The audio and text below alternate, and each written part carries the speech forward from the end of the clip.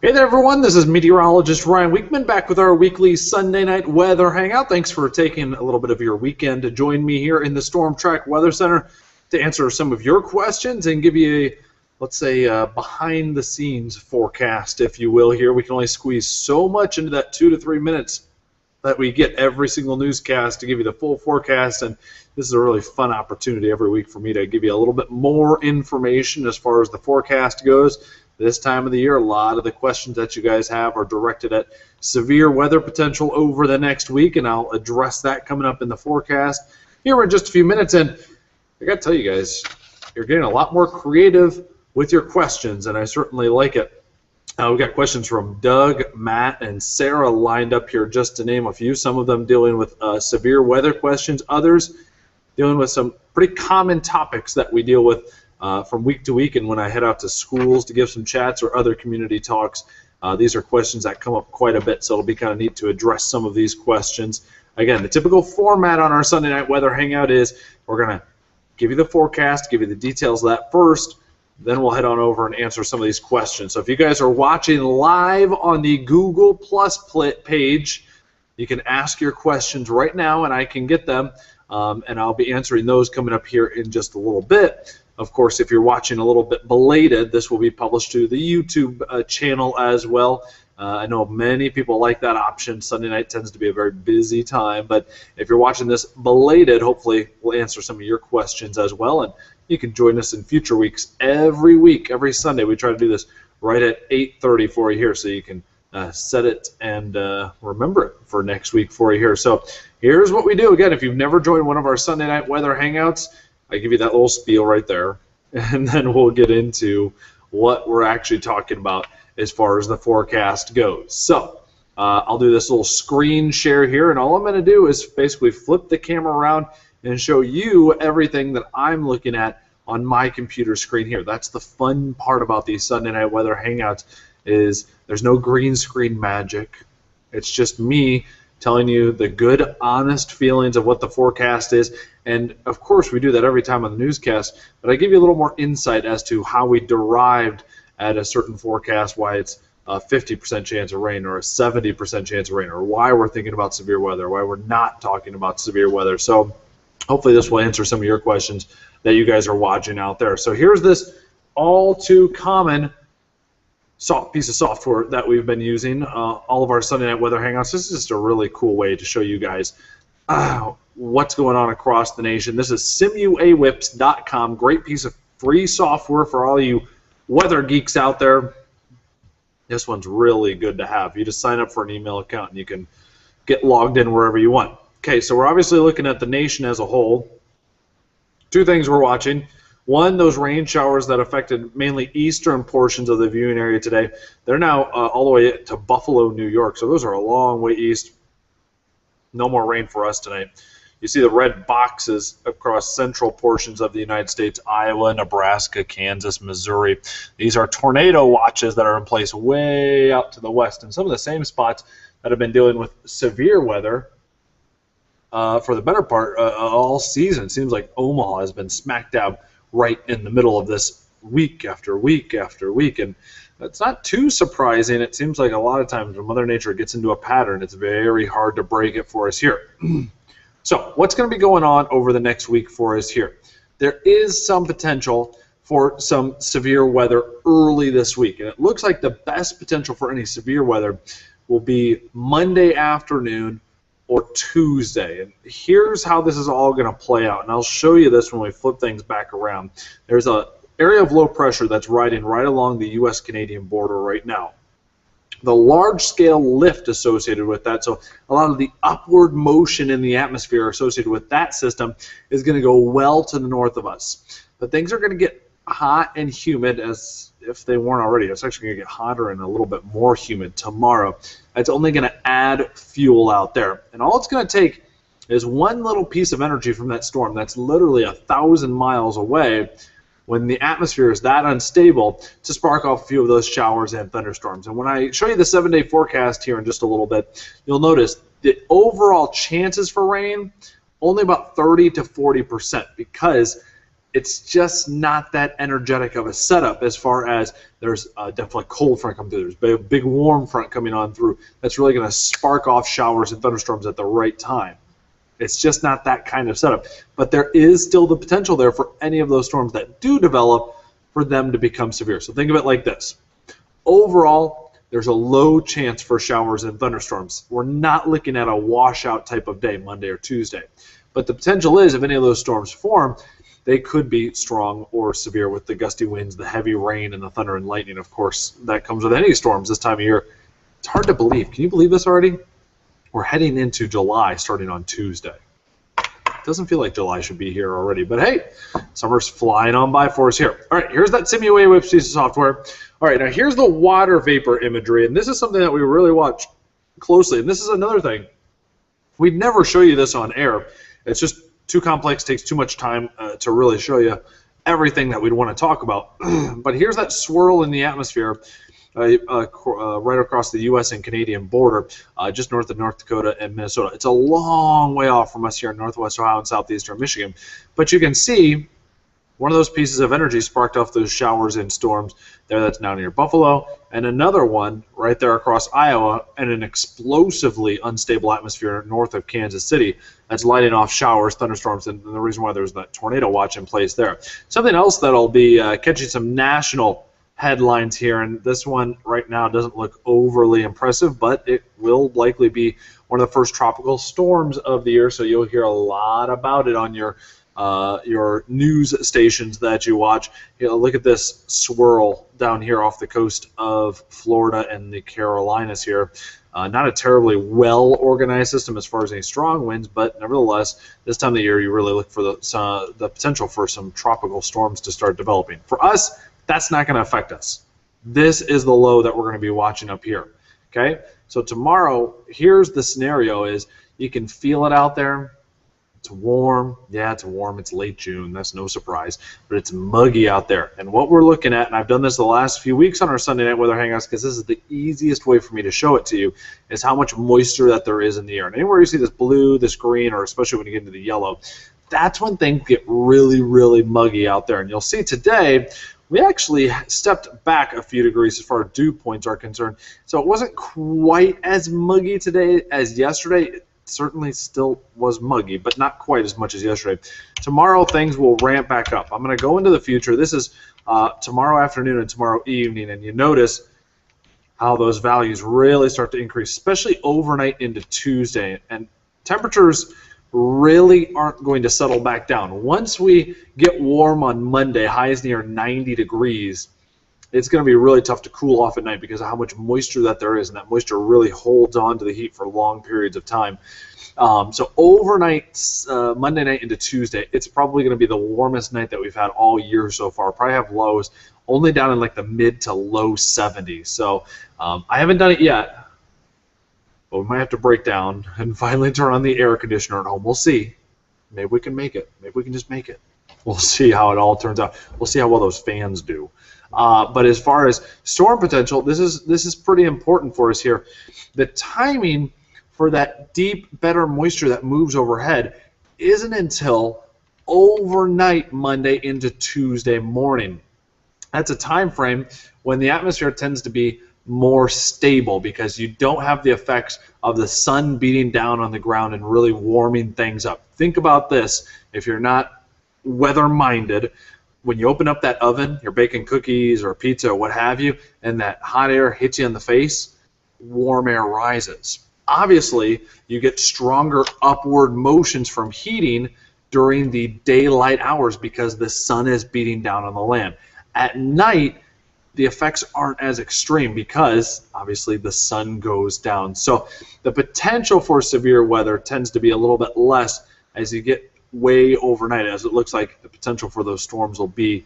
That's why, while we're still talking about the potential for some scattered showers and thunderstorms on Monday, the much higher severe weather potential likely will be west. Like let's talk about back towards Chicago, where the storms are really going to form. In fact, look at this guy here, the Storm Prediction Center. This is the Day 2 outlook, so this is for Monday. And you'll notice it does come up to the doorstep of northwest Ohio and even clips a little bit, a very small amount of Williams County and most of Hillsdale County here, and even a little bit of Lenawee County.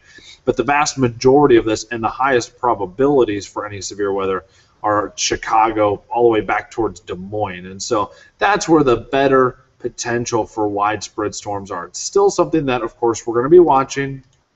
That's what we always do here in the Storm Track Weather Center, but the better potential will be further out west where there's a lot more moisture and where it can capitalize on that daytime heating for more explosive storm development for us here. So over the next few days, we'll be watching that. Okay, so let's play this out. Our hour-by-hour forecast, we'll show you the RPM model on what we think the evolution of the storms roughly will be. So here's that line of storms all the way up from basically well north of Lake St. Clair all the way down to the Ohio River. This is tonight, okay? So let's run through the overnight period for tonight. Not a whole lot really happens for us here. It's quiet. This is tomorrow morning, you'll notice. Maybe one lone thunderstorm complex well north of the thumb, Michigan.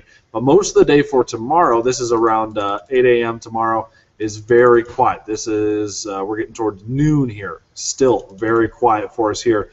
And then as we get into the afternoon hours, here's that potential for an isolated shower or thunderstorm to develop, or even a small little complex of thunderstorms to develop. You see what happens down here near Indianapolis? That's important. These models do a good job of showing a scenario or two that can happen. You can't take them for gospel, but what you can do is they'll show you some hints of what could potentially happen. And what this is saying is there's enough energy in the atmosphere. With that sun coming down, highs near 90, there could be a shower or thunderstorm complex that develops here in the southern Great Lakes tomorrow. That's not a high possibility, but it is at least mentionable that it is possible. Here's the bigger scenario that we're going to be watching. I'm going to put this back into motion. Look out west, back towards Chicago and back towards the Mississippi River. Okay, put this into motion. You'll notice that thunderstorm complex kind of wanes down towards Cincinnati once the sun starts to go down.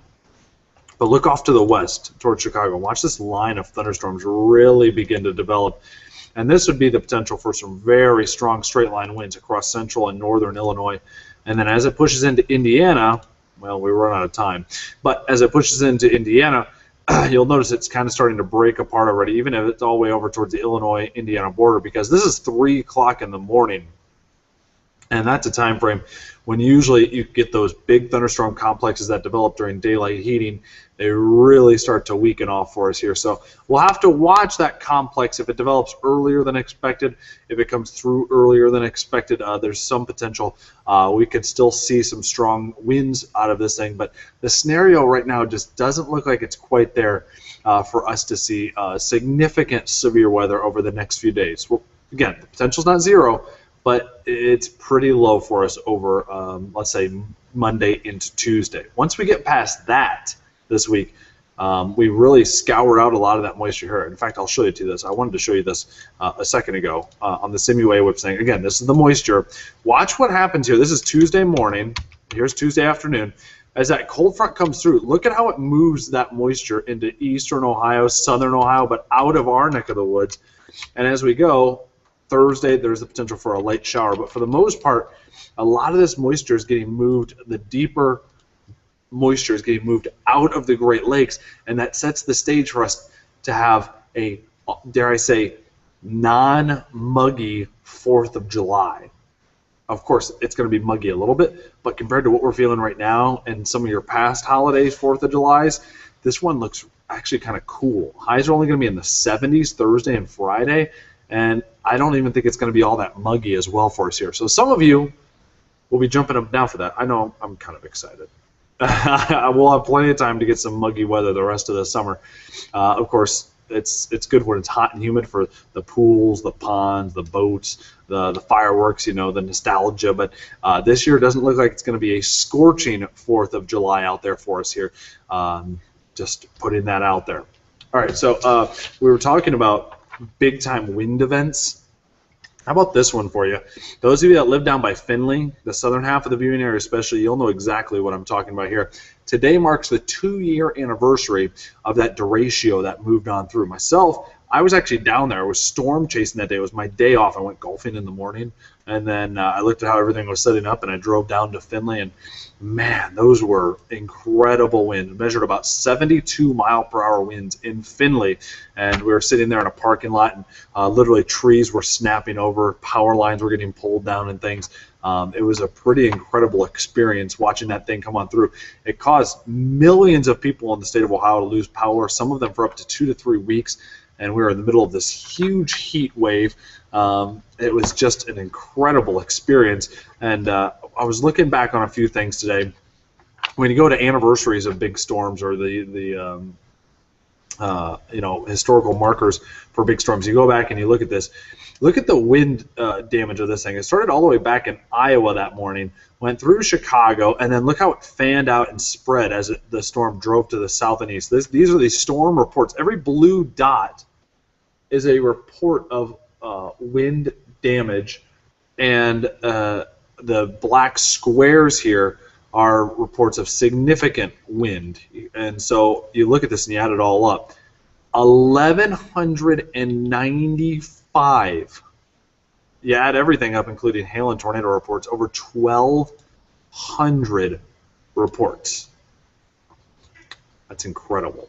1,200 reports. That might be, I'd have to go back and look at some of the other days, but that's probably one of the highest total days out there. It's probably top 10 as far as storm reports over such a wide area. Think about that, all the way from Iowa, and the next morning the storms were just moving off the Atlantic coast. It was an incredible storm, and it fed on how warm it was. That day, it got up to around 99 degrees here in parts of northwest Ohio. And those storms, we mentioned that daytime heating really started to ramp up. Fort Wayne measured a 91-mile-per-hour wind gust as those storms came on through. So it was some pretty impressive stuff for us here. All right, probably enough jabbing out of me for that sort of stuff. Let's get to some of your questions, all right? That was the forecasting side of things. Doug had an interesting question for us here, and I actually didn't even write this one down because it was a little bit of a long question, Doug, but that's okay. I have it on my Facebook here, and I wanted to get this. And basically the gist of it was Doug wanted to know, in areas that haven't seen a lot of rain, I'll read it right off of here. Is it true that storms feed from moisture that's pulled from the ground and atmosphere ahead of it? It seems that if a particular area is dry and hasn't had much rain or moisture, storms seem to dissipate when approaching that area. Well, there is something to be said for that, Doug. When you go over a large geographic area that's in a drought, it can be very difficult to get storms to develop. I know this was a big problem in 1998 and a couple of years ago in parts of Iowa and the Central Plains when things were very dry. It was very difficult to get thunderstorms to develop because they needed the moisture, but things were so dry that any moisture that tried to come up from the Gulf of Mexico actually evaporated and never was really able to make it that far north, and so storm development was very difficult to come by. So Doug, it certainly is possible that if areas haven't seen a lot of rain, it can be more difficult to generate storms. Now, I'm talking about a large geographic area like the size of a state or two, not a city or a county or a corner of a county. You need a much larger area than that to really affect a storm. Here's one thing that can play into it, though. If a storm is very borderline sometimes to, let's say, producing a tornado, or other features of severe weather. Sometimes if an area has been a little bit more dry or there's some sort of hindrance to that moisture moving, it actually can prevent a storm from producing a tornado or other types of severe weather. Think about this. I was storm chasing one time out in Illinois, just north of Burlington, Iowa, and coming back into Illinois. And it was a very humid day, but by the Mississippi River, which usually doesn't have that big of an impact on storms, the Mississippi River, even for how big it is, the storm was very close to producing a tornado while we were in Iowa. Well, we had to drop south off of the storm, go across a bridge, and then meet back up with the storm. We had to go about 20 miles out of our way. In that time, the storm actually managed to produce a very weak tornado And then as it crossed back over the river, the storm kind of lifted back up a little bit and wasn't able to produce another tornado or any funnels or anything like that. And so from looking at the observations and looking at things, it looks like that was an extreme scenario where a river and the better moisture that was right near the river was actually able to play into a tornado being able to develop in an extreme case. But overall, Doug, as far as moisture is concerned, if you're going to have a large drought area, that can play into storms kind of weakening, but it has to be a very large area, like 1 or 2 states or even an entire corner of the U.S. And that's something that kind of develops over years typically, not over just a couple days or a couple weeks. So, Doug, I hope that answers your question. That's going to kind of lead me into this next one. This was from Matt. Asked a great question for us here. And for those of you that are watching, again, I know many of you are going to be watching this after the fact. But if you're watching on Google+, I see a couple of you are doing this now. Go on to the comment section here, and you can ask questions live here. And I'm going to get to these questions. I see Bonnie, Crystal, and now Matt just asked a question on here. I'm going to get to those coming up in just a minute. So if you're watching this live and you want to ask some questions, go ahead and put them in here. I'll get to them here quick. These are the ones from Doug, Matt, and Sarah here that I wrote down. They were off our Facebook and our Twitter pages. Matt asked, larger cities, can they affect storms? Basically, can skyscrapers affect tornadoes, wind flow, et cetera, et cetera? The answer is not really, Matt. The thing you have to think about is a severe thunderstorm, typically one that's going to produce a tornado, is somewhere in the neighborhood typically of 45 to 60,000 feet tall, okay? Taller than where airplanes fly in the sky.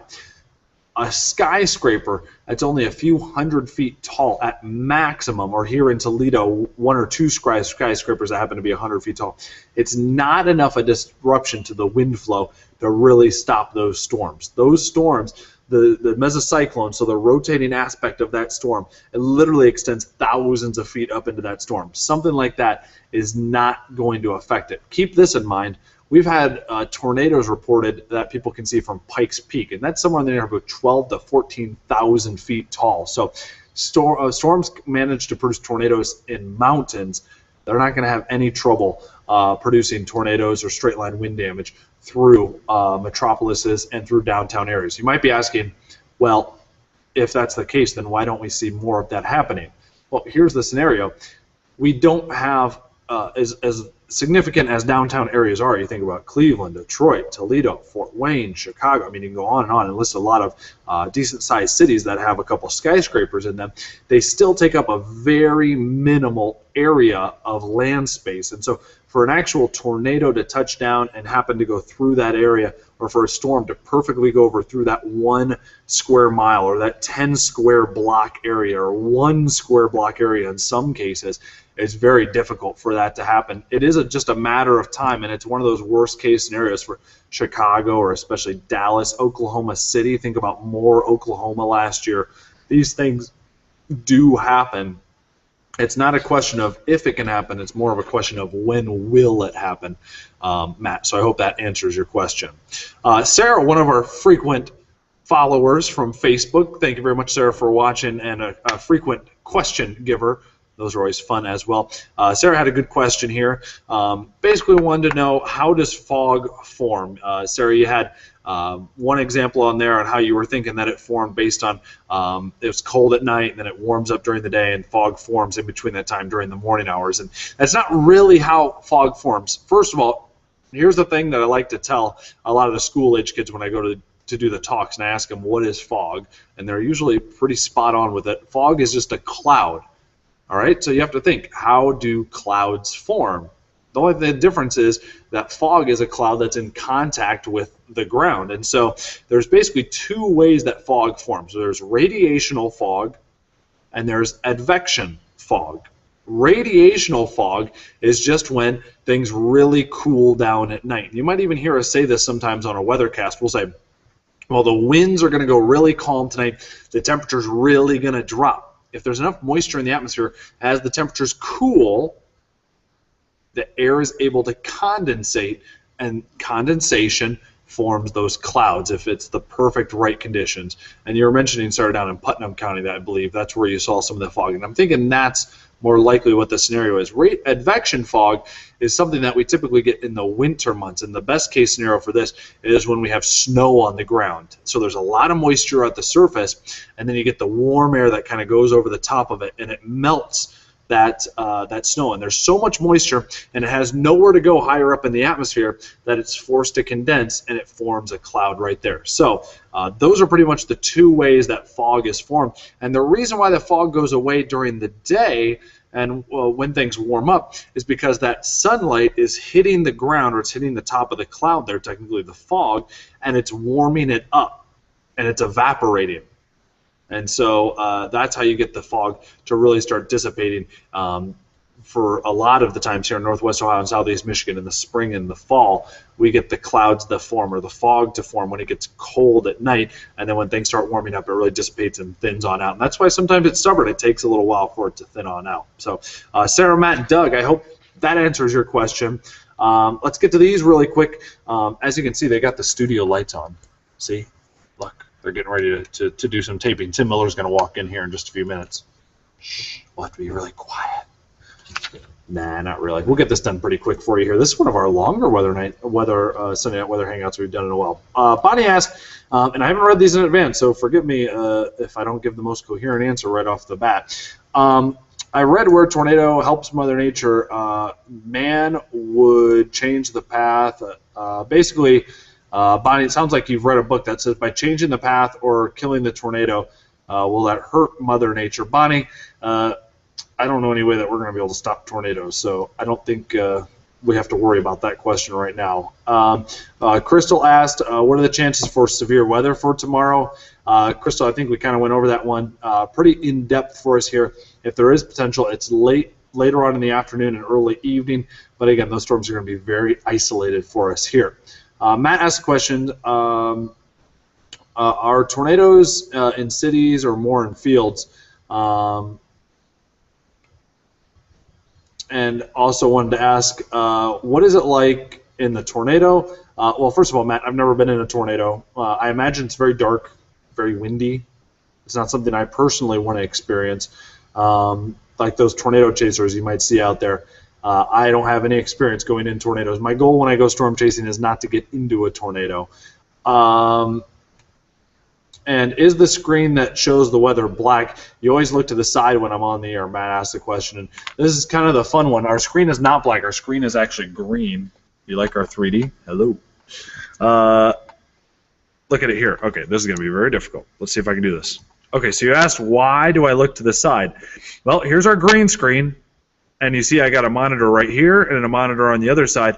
When we're on TV, when I'm doing live broadcasts, those TVs show the exact same thing that you guys see, but you'll notice that green screen behind me, it doesn't have anything on it. So I can't actually see what's behind me. So sometimes I'll turn to the side there, and that'll show you, or show me, what I'm pointing at and what I'm looking at there. So it's kind of neat and kind of cool for us here. So you guys have been great tonight. We've had a lot of viewers on here. You guys have been sticking around for the whole time. Again, this is one of our longer Sunday night weather hangouts. We've about a half hour long. Thanks to you guys. If you get in here early enough and you start asking some questions, we can kind of get in depth here. It doesn't have to be anything related to the weather that's going on right now, although that does help. Of course, we look forward to seeing you guys 10 o'clock tonight over on Fox Toledo. 11 o'clock tonight, we'll see you over on WTOL-11. Of course, in between and afterwards, you can always find me Facebook and Twitter. I added this little guy tonight. You like that? Twitter, there's my handle. I'm always posting updates on there, and I'm always available to answer questions on there as well. So, again, stay safe over the next few days. Doesn't look like severe potential is all that high for us here. Of course, we'll be watching that. And if it's absolutely necessary, we'll do another severe weather hangout, but it doesn't look like the chances of that are all that high. So, hope you guys have a great week, and I hope you guys can tune in again tonight at 10 and 11. Take care. Have a good week.